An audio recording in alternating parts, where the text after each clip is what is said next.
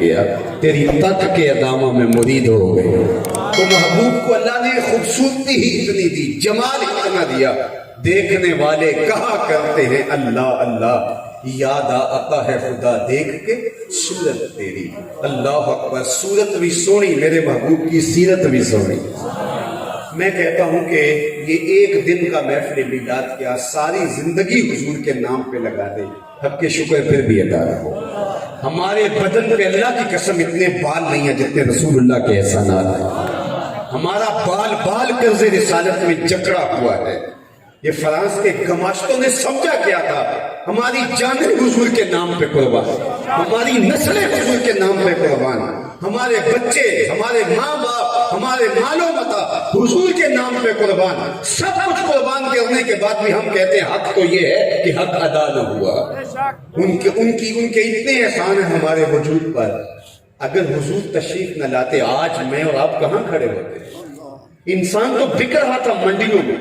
آج آپ منڈی مویشیوں میں جاتے ہیں تو آپ دیکھتے جانوروں کے منہ کھول کھول کے دیکھے جاتے ہیں، ان کے دانت کی عمر کا اندازہ کیا جا سکے، کمر پہ تول کے دیکھی جاتی ہے۔ یہی انسانوں کی منڈیوں میں ہوتا تھا، کمر پہ سر پہ بوجھ لاد کر کے چلا کے دیکھا جاتا تھا کہ یہ کتنا بوجھ اٹھا سکتا ہے، اس کی کتنی قیمت دینی ہے۔ یہ دنیا میں یوں انسان بکتا تھا، غلامی کی زنجیروں میں جکڑی ہوئی انسانیت۔ کس نے آ کے انسان کو آزادی دی؟ آپ نے علماء سے بارہا سنا نا، جب صہیبہ نے جا کے کہا کہ تیرے مرحوم بھائی کے گھر بیٹا ہوا ہے تو اس نے کہا جا تو آزاد ہے، تو گویا صحنِ کائنات میں ابھی قدم آیا ہے، غلامی کی زنجیریں ٹوٹنے لگے۔ پھر اتنے طریقے دیے غلام آزاد کرنے کے، قسم توڑ بیٹھو غلام آزاد کر، کفارہ زہار میں غلام آزاد کر، روزہ توڑ بیٹھو غلام آزاد کرو، کفارہ قتل میں غلام آزاد کرو، ویسے ترغیب دی۔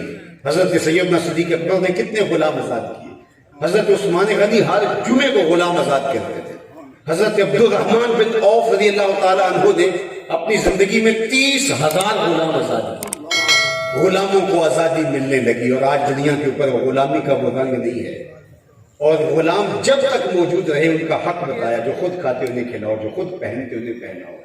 جبکہ غلام آقا کا جوتا دھوپ سے اٹھا کے چھاؤں میں رکھتا ہے، تاریخ عرب پڑھی، آقا اس کو بھی کوڑے مارتا ہے کہ تیری خوئے غلامی بدل رہی ہے، تو اوقات بھول رہا ہے، میرے اذن کے بغیر میرے جوتے کو تو نے چھوا کیوں؟ وہ غلام جو اتنی بھی حیثیت نہیں رکھتا، اقبال نے کہا تھا غلامی کیا ہے ذوق حسن و زیبائی سے معلوم ہے، جسے زیبا کہیں آزاد بندے ہیں وہی زیبا۔ بھروسہ کر نہیں سکتے غلاموں کی بصیرت پر کہ دنیا میں فقط مردان حر کی آنکھ ہے بینا۔ غلام ہوتا کہ اس کی اوقات کیا ہوتی ہے؟ غلام آقا کا جوتا نہ چھو سکے، اور میرے حضور معراج سے واپس آتے ہیں اور بلال حبشی کو بلا کے کہا تو کون سا نیک عمل کرتا ہے، میں نے جنت میں تیرے قدموں کی آہٹ سنی ہے۔ کیا خیال ہے اس ایک جملے نے دور غلامی کی ساری تھکن اتار دو کی ہوگی، اور بلال فرش اٹھ کے فراز عرش تک نہیں پہنچ گیا ہوگا؟ غلام کی حیثیت دیا، غلام کو عزت کی مسند پہ بٹھا دیا۔ فتح مکہ کے دن تاریخ پڑھو، حضور کا ردیف کون تھا؟ جب حضور جا رہے تھے فتح مکہ تو حضور کے ساتھ ایک نوعمر لڑکا بیٹھا تھا جو خوشی سے اچھلنا چاہتا تھا، حضور روکتے تھے۔ وہ کسی انصاری سردار کا بیٹا تھا، جواب نفی میں ملتا ہے۔ حضور کا اپنا نواسا تھا، جواب نفی میں ملتا ہے۔ کسی مہاجر سردار کا بیٹا تھا، جواب نفی میں ملتا ہے۔ اس فتح مکہ کے اہم دن حضور کا ردیف کون تھا؟ کون حضور کے ساتھ سواری میں بیٹھا تھا؟ تو جواب ملے گا زید بن حارثہ رضی اللہ تعالیٰ عنہ کا بیٹا، حضور کا منہ بولا بیٹا اور آزاد کردہ غلام زید بن حارثہ کے بیٹے اسامہ بن زید تھے۔ میرے حضور نے فرمایا آج میں غلاموں کو عزت دینے آیا۔ ایک غلام کو یوں اپنے ساتھ بٹھایا اور دوسرے غلام کو کعبے کی چھت پہ چڑھا دیا۔ بلال حبشی کو کہا یہاں کھڑے ہو کے اذان پڑھو، سارے کرشی نیچے ہیں، حبشی اوپر ہے۔ اللہ اکبر، اقبال بولا تیری غلامی پہ صدقے ہزار آزادی۔ وہ عزت دی انسان کو۔ قرآن بتاتا ہے نا فذلک الذی یدعو الیتیم، یہ وہ بدبخت شخص ہے جو یتیم کو دھکے دیتا ہے۔ عملاً دھکے دیے جاتے تھے یتیم کو۔ میرے اور آپ کے آقا مولا نے کیا کہا؟ انا وقافل الیتیم کہاتین یوم القیامہ، میں اور یتیم کی کفالت کرنے والا قیامت کے دن یوں نیڑے ہوں گے جس طرح یہ دو انگلیاں قریب ہیں۔ میں آپ سے پوچھتا ہوں سب سے اچھا گھر کون سا ہے؟ تو کوئی کہے گا جو علی نصب سوسائٹی میں واقع ہے وہ گھر اچھا ہے۔ کسی نے کہا شہر کے وسط میں جو گھر ہے، زندگی کی بنیادی سہولتیں جہاں قریب تر ہیں، تو وہ گھر اچھا ہے۔ کسی نے کہا نہیں جناب دور دیہات میں کھلے کھیتوں کے درمیان لہلہاتے سبزوں میں گھر اچھا ہے، تازہ آب و ہوا ملتی ہے۔ کسی نے کہا نہیں جناب ساحل کنارے گھر اچھا ہے، کسی نے کہا کسی پہاڑ کے دامن میں گھر مل جائے تو زندگی اپنی تمام توانائیوں کے ساتھ وہاں دیکھنے کو ملتی ہے۔ لیکن میرے حضور نے کہا سب سے اچھا گھر وہ ہے جس میں یتیم رہتا ہو اور اس کی عزت بھی ہوتی ہے، وہ چاہے 2 مرلے کا جھونپڑا ہو، وہ کٹھوں کی کلی بھی ہو، وہ عزت والا گھر ہے۔ فرشتے بھی اس کو جھک جھک کے آسمان سے دیکھتے ہیں، وہاں سے نور اٹھتا ہے۔ کہاں یتیم کو دھکے دیے جا رہے ہیں اور کہاں یتیم کو عزت کی مسند پہ بٹھایا جا رہا ہے۔ حضور کی مجلس لگی تھی، ہجوم عاشقاں تھا۔ ایک صحابی نے کہا حضور میرا بیٹا گم ہو گیا، کئی دنوں سے مل نہیں رہا، آپ دعا کر دیجیے۔ قبل اس سے کہ ہاتھ اٹھتے اور اجابت کے سارے در کشادہ ہو جاتے۔ مجلس میں موجود ایک شخص جو پیچھے کھڑا تھا کہا حضور ابھی ابھی آیا ہوں، اس کے بیٹے کو جانتا ہوں، پہچانتا ہوں، فلاں باغ کے قریب سے گزرا تھا، وہاں میں نے دیکھا اس کا بچہ کھیل رہا تھا۔ باپ نے سنا کہ میرا بچہ فلاں باغ میں ہے اور کئی دن سے ملا نہیں، تو اس نے دوڑ لگا دی، فرمایا سے بلاؤ، بلایا گیا۔ بہت جلدی ہے جی حضور آپ جانتے ہیں کئی دنوں سے بچھڑا ہوں، آنکھیں ترس گئی، ممتا کی ماری ماں الگ پریشان ہے، نہ کچھ کھایا نہ کچھ پیا، میں چاہتا ہوں خود بھی اپنی آنکھیں ٹھنڈی کروں اور ماں کی گود تک ڈالوں سے۔ فرمایا ضرور جاؤ، تمہیں روکتا نہیں، روکنے کے لیے بلایا بھی نہیں، لیکن میں تمہیں جو بلایا ہے تو اس کی بھی ایک وجہ تھی۔ جی حضور ارشاد فرمائیے۔ کہا جب باغ کنارے جاؤ بچوں کے ساتھ اپنے بیٹے کو کھیلتا ہوا پاؤ، اس کو بیٹا بیٹا کہہ کے آوازیں نہ دینے لگ جانا، اس کو نام سے پکارنا جو تم نے نام رکھا، گھر لے جانا۔ عرض کی حضور میرا بیٹا ہے، وہ بیٹا کہہ کے پکاروں تو حرج بھی کیا ہے؟ فرمایا یہ شوق گھر جا کے پورا کر لینا، لیکن وہاں اس کے نام سے بلانا۔ حضور جیسے آپ کا حکم، لیکن وجہ فرمایا ہو سکتا ہے وہاں کوئی یتیم بھی کھیل رہا اور تم کئی دنوں سے بچھڑے ہو اور تمہارے لہجے میں بلا کا رس ہوگا، اور جب تم اپنے بیٹے کو بیٹا کہہ کے پکارو گے تمہارے لہجے سے شہد ٹپک رہا ہوگا اور اس کو اپنا باپ یاد آ جائے گا۔ اس لیے کہا یہ شوق گھر جا کے پورا کرنا، یہ میرے حضور کا دیا ہوا ہے۔ لاؤ تو صحیح یتیم کی نزاکت قلبیہ کا اتنا کوئی لحاظ رکھنے، لاؤ تو صحیح کوئی اتنا درد دل رکھنے والا۔ بیوہ کے سامنے اپنی بیوی سے ملاطفت کا اظہار کرنے سے روک دیا، اسے اپنا شوہر نہ یاد آ جائے۔ غریب کے سامنے اپنی دولت کی نمائش کرنے سے منع کر دیا، بلکہ فرمایا اپنے گوشت کی خوشبو سے غریب ہمسائے کو تکلیف نہ دو، یا تو پانی زیادہ ڈال لو، شوربے کے ایک پیالی ہمسایوں کے گھر بھی بھیج دو، اور اگر ایسا نہیں کر سکتے تو ایسے زاویے میں کھانا پکاؤ کہ اس کی خوشبو غریب کے بچوں تک نہ پہنچ پائے۔ بچے ہیں ضد کر بیٹھے، اور غریب ماں باپ ضد پوری نہ کر سکے تو ان بلکتے بچوں کے آنسو کون پوچھے گا؟ وہ کیا کسی نے کہا تھا نا دوپہر کو سلا دیتی ہے بچوں کو وہ اس ڈر سے گلی میں پھر کھلونے بیچنے والا نہ۔ یہ میرے حضور کا دیا ہوا دین ہے، یہ میرے حضور کا لایا ہوا دین ہے۔ کسی مفکر نے کہا تھا کہ امیر آدمی بھلے سے آزمائش جو ہے وہ آسائش نہ چھوڑے، لیکن نمائش چھوڑ دے تو غریبوں کی جان اوکھی ہو سکے۔ ہمیں تو یہ بھی سبق دیا گیا ہے کہ حج اور عمرے کی باتیں بھی اس طرح آ کے نہ کرو کہ غریب آدمیوں کے دل دکھیں اور وہ جا بھی نہ سکے اور تڑپیں۔ تو ہمیں حج اور عمرے کی باتیں بھی غریبوں میں بیٹھ کے کرنے سے روک دیا گیا کہ وہاں بھی مناسب انداز سے بات کرو۔ ہماری شریعت میں یہ کہتی ہے، اور ہم لینڈ کروزروں کی باتیں غریبوں میں بیٹھ کے کریں، ہم اربوں کھربوں کی کہانیاں غریبوں میں بیٹھ کے کریں۔ خدا را لوگوں کے دل زخمی نہ کیجیے، یہ میرے حضور کا لایا ہوا دین ہے۔ ہمارے دیہاتوں میں ایک رسم ہے رسم بکھالا۔ جب ہم بیٹی کی شادی کرتے ہیں تو چارپائیوں پہ جہیز بکھیر کے خاتون کو کہتے ہیں جاؤ جا کے محلے کی عورتوں کو بتاؤ کہ ہماری بیٹی کا جہیز دیکھیں۔ دیا تو اپنی بیٹی کو ہے، لوگوں کو دکھاتے پھرتے صرف داد وصول کرنے کے لیے۔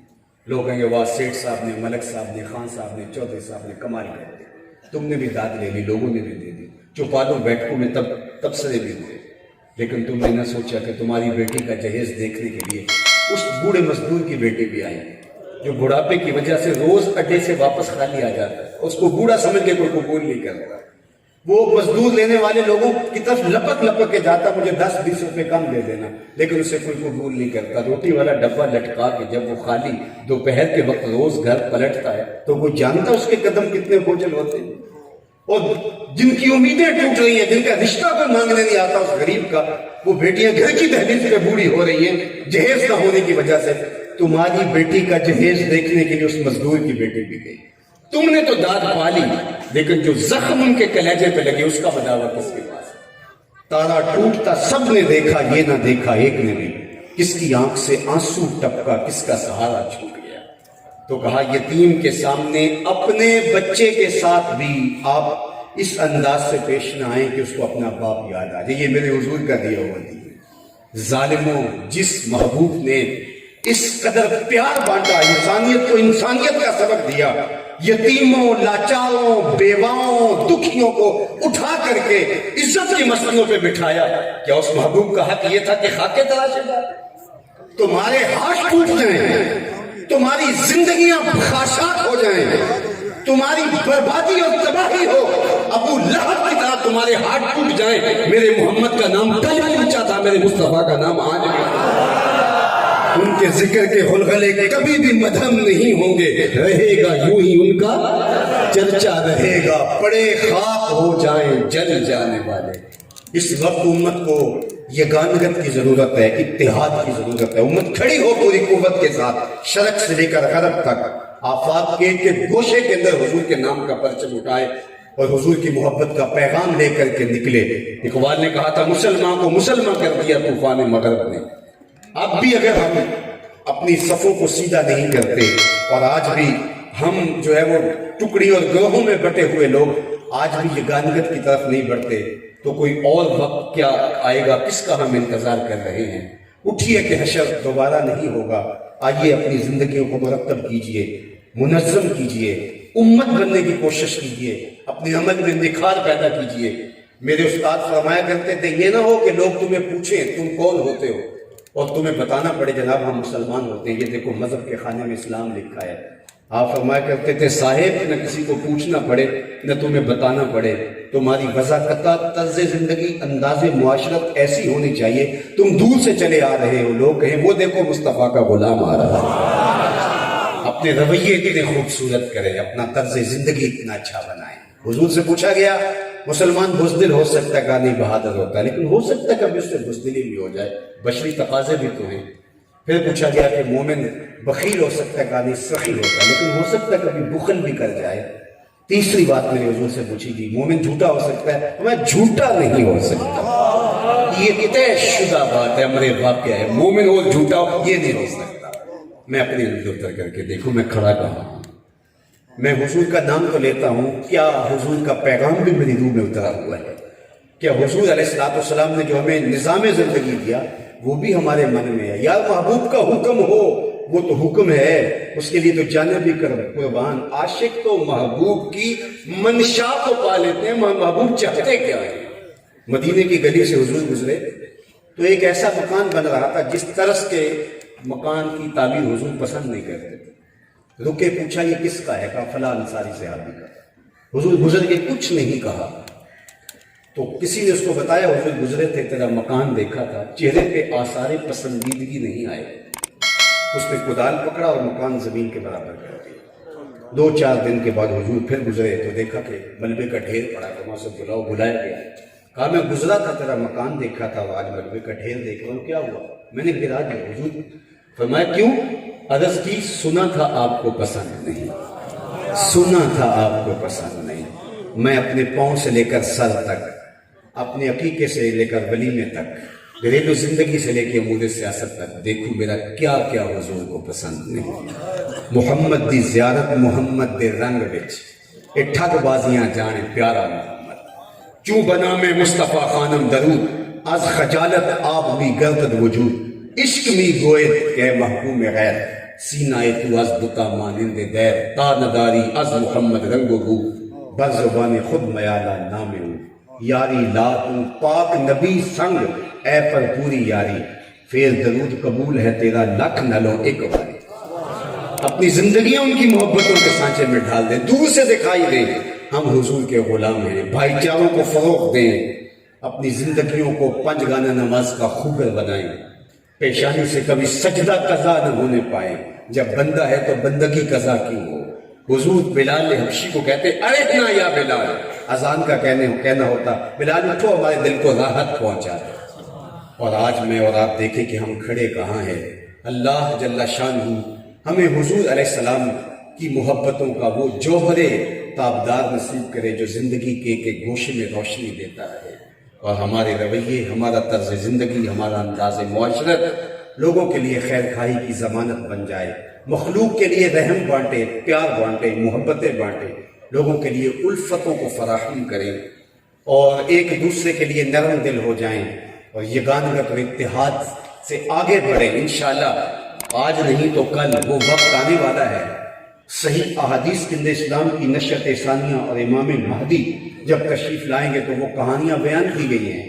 آج کفار جو کرنا چاہتے ہیں کر لیں، لیکن وہ وقت آنے والا ہے پوری کائنات میں ایک بھی چھت ایسا نہیں ہوگا جہاں میرے محمد کے نام کا جھنڈا نہیں ہوگا۔ شرق سے غرب تک میرے حضور کے نام کے جھنڈے کائنات کے ایک ایک گوشے پہ ہوں گے، اور ایک وقت ایسا بھی آئے گا پوری دھرتی پر شرق سے لے غرب تک ایک بھی کافر نہیں ہوگا، سب کے لبوں پہ کلمہ محمد عربی کا ہوگا۔ انشاءاللہ وہ وقت آنے والا ہے، وہ گھڑیاں آنے والی ہیں، اور حضور کے نام کے پھریرے لہراتے رہیں گے اور وہ اذکار کی خوشبو مہکتی رہے گی۔ میں اور آپ نے اپنے حصے کا کام کرنا ہے۔ مصطفیٰ جان رحمت سے عقیدتوں کا اظہار جو کیا، میرے دل سے نکلتی ہوئی دعا ہے کہ اللہ آپ کا آنا قبول فرمائے۔ ہمارے محترم علامہ رفیق شاہ جمالی زیدہ مجدہو نے جس شوق سے، جس محبت سے، جس وارفتگی کے ساتھ آپ کو دعوت دی، بلایا، اور جس طرح مجھے بارہا انہوں نے اصرار کیا اور میں آنے پہ مجبور ہوا، مجھے خوشی ہوئی۔ اللہ آپ کو دنیا آخرت کی بہاریں دے اور اپنی خاص پناہیں ہم سب کا مقصود کرے۔ آپ کا شہر آباد رہے، میرا وطن آباد رہے، عالم اسلام کو اللہ ایسا غلبہ دے کہ کوئی محبوب کی ناموس کی طرف میلی آنکھ سے دیکھنے کی ہمت بھی نہ کر سکے۔ وآخر دعوانا